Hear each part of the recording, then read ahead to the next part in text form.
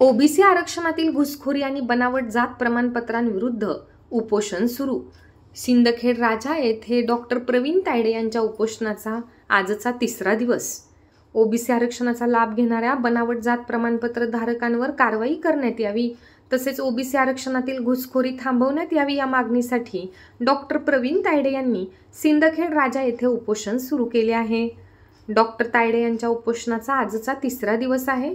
OBC समाजाला त्यांचे हक्क मिळावेत आणि या घुसखोरीला आळा बसावा अशी त्यांची प्रमुख मागणी आहे। राज्यात गेल्या अनेक वर्षांपासून ओबीसी आरक्षणाचा लाभ घेण्यासाठी इतर समाजातील लोक बनावट जात प्रमाणपत्रांचा वापर करीत आहेत। खऱ्या ओबीसी समाजातील पात्र विद्यार्थी आणि तरुणांचे हक्क हिरावले जात आहेत। यामुळे ओबीसी समाजात मोठ्या प्रमाणात असंतोष वाढला आहे।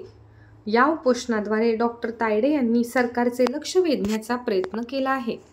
साखळी उपोषणाला कालपासून सुरुवात झालेली आणि असंख्य ओबीसी बांधव या साखळी उपोषणाला भेट देत आहेत, तरी शासनाने जी त्वरित दखल घेऊन ओबीसीच्या ज्या मागण्या आहेत, आम्ही जे पत्र व्यवहार शासनाला केलेले आहेत, माननीय मुख्यमंत्री उपमुख्यमंत्री यांच्या माध्यमातून ओबीसीच्या ज्या पण मागण्या असतील त्या आमच्या पूर्ण कराव्या अशी समस्त ओबीसी बांधवांच्या वतीने आम्ही शासनाला मागणी करत आहोत। ओबीसी बांधवांच्या न्याय हक्कासाठी साखळी उपोषण सुरू झालेलं आहे।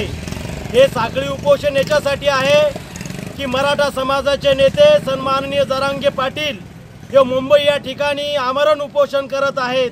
मराठा समाजाला आरक्षण मिळावं ही आमच्या ओबीसी बांधवांची तीव्र इच्छा आहे, परंतु हे आरक्षण ओबीसी बांधवांच्या ताटातलं न देता त्यांना सेपरेट आरक्षण द्यावं।